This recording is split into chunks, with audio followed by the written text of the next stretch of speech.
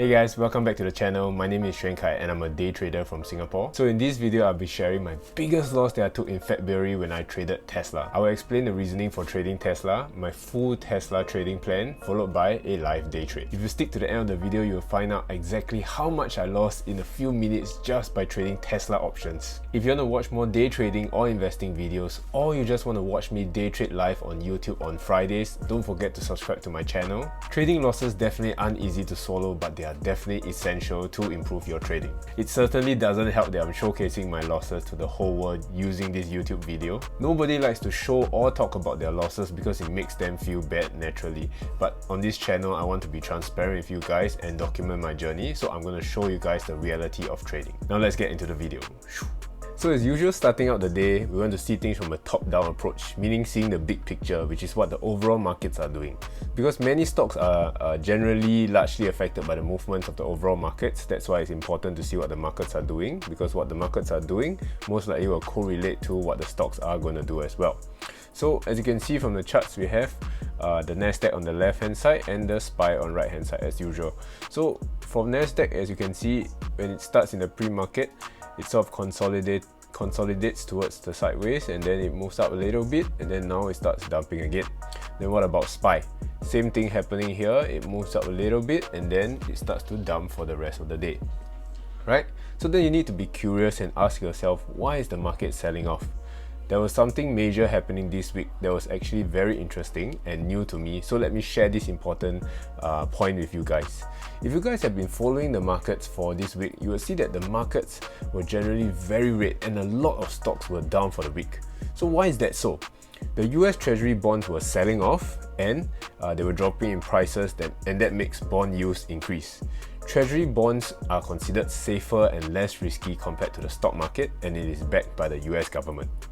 So since the bond yields increased, people will generally want to move their money from stocks to the treasury bonds because now they can get a higher return with lesser risk.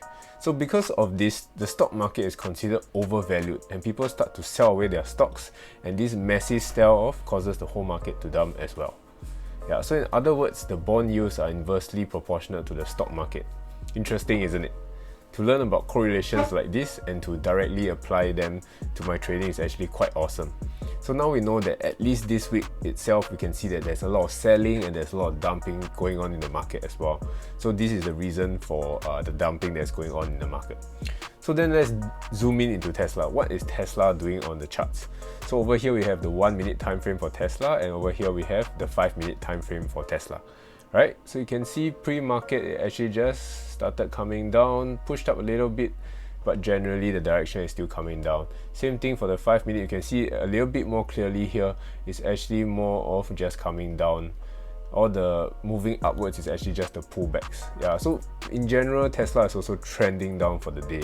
Yeah, so then we move on to reading up on news about Tesla. So I read that Tesla has a negative catalyst for today. So there was news that Tesla announced that they will halt the production of their Model 3 line in California.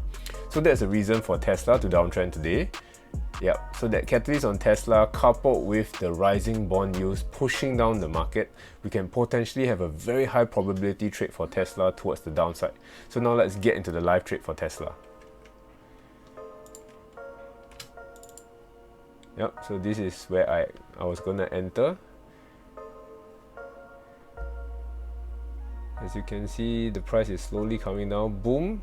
Alright, that is where I wanted to enter. Okay, I screwed up a little bit here with the options, but yep, I managed to enter here with 2 contracts. And then see, very nicely pushed down. I like how it is looking. So usually I am going to set my trading plan right now. So my entry was around the 711 area. I'm putting my stop loss which is around the 714.14 area. And then the last part is to put my take profit. So depending on how much I set as my stop loss, I'll usually take a risk to reward of 2 or 3 depending on what my stop loss is. So now I'm setting the profit target. So as you can see, the first profit target is 704.7.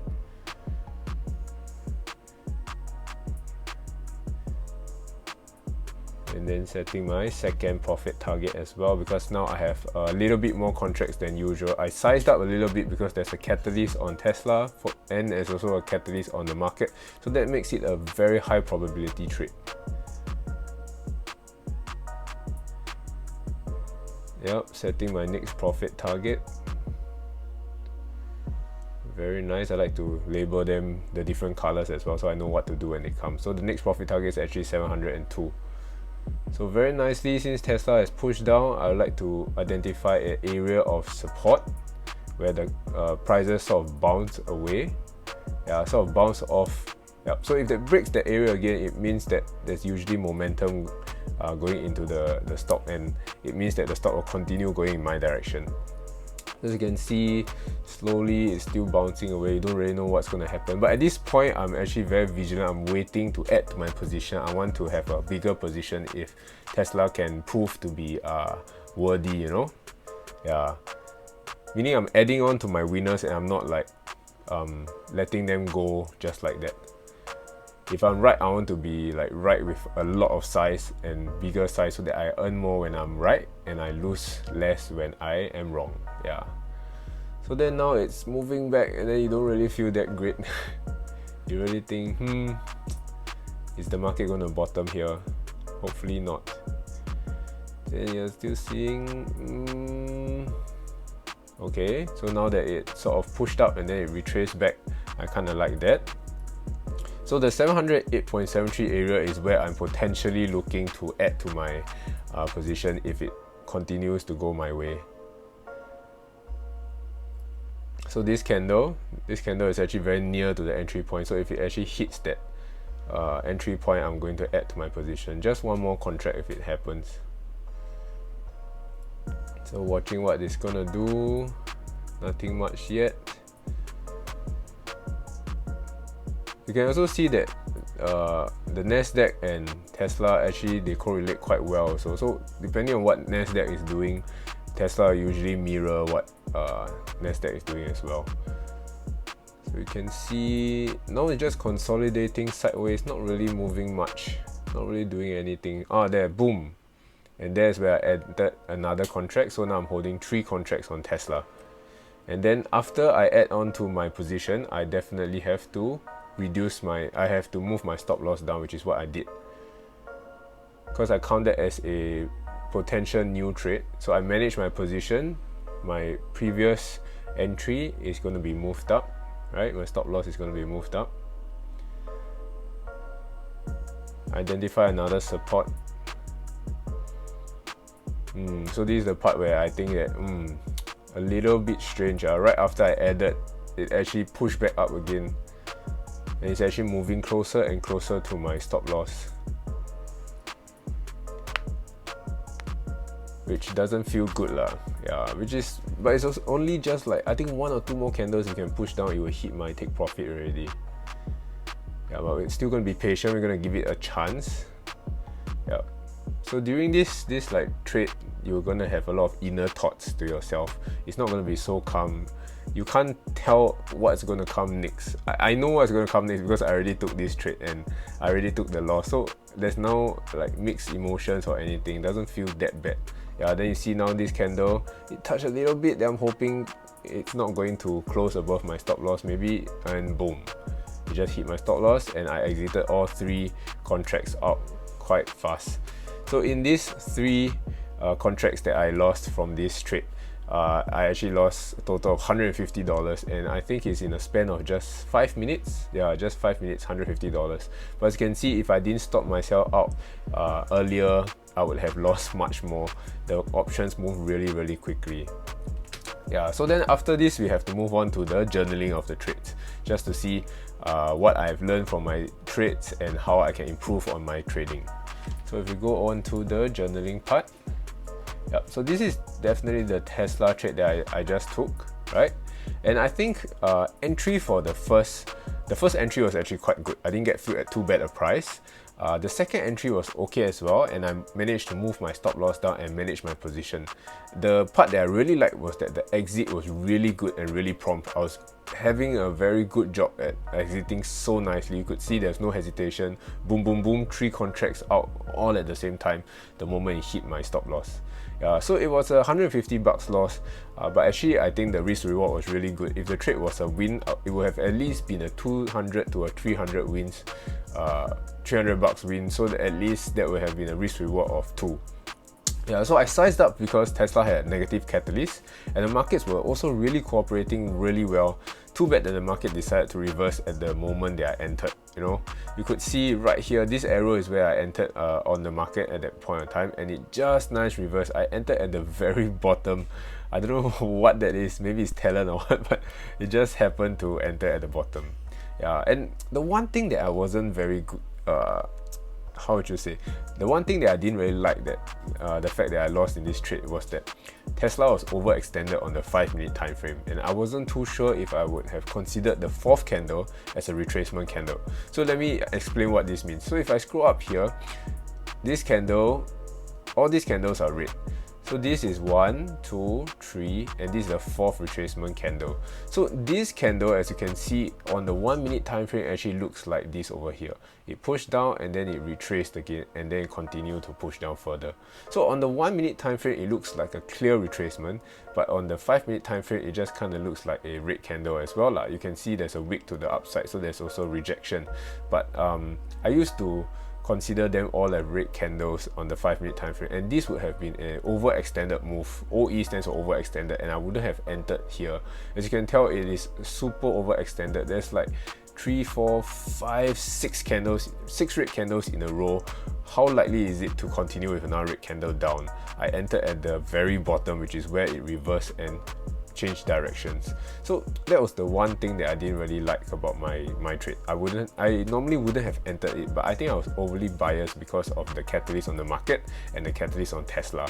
Yeah, so moving forward, I'm going to definitely stick back to the old way of how I view the overextension of on the 5-minute time frame. I'm going to consider that as many red candles or many green candles. So if it's more than 3 to 4 red or green candles, I'm not going to enter on the 5-minute time frame. I want to wait for at least some consolidation on the 5-minute time frame, and then it can push down further.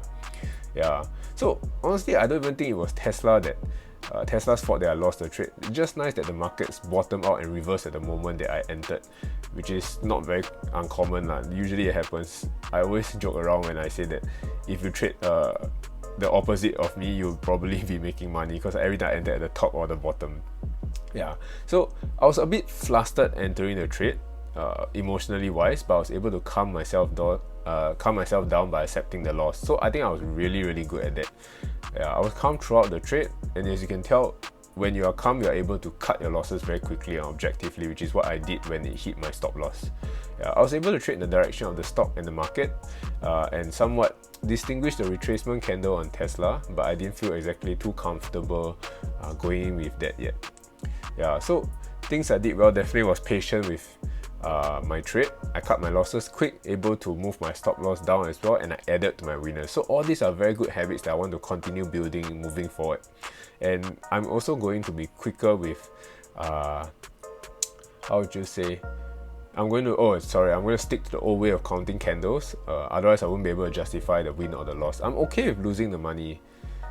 Okay, not really okay with losing money. I don't really like to lose the money, but I have no choice. Losses are just a part of trading. But if you feel that you did everything right, but the trade still didn't go your way, then that's okay. But this is the one thing that I didn't really like about that retracement candle. So I'm going to go back to the old way of choosing the reading the candles. Yeah. So of course I didn't feel good after losing this trade, because I was really very focused on the P&L this week, because I was very nicely green for the month, and I wanted to end the week on an even bigger green week, so that my month is even bigger and I can finally hit that 4-figure target that I've always set for myself.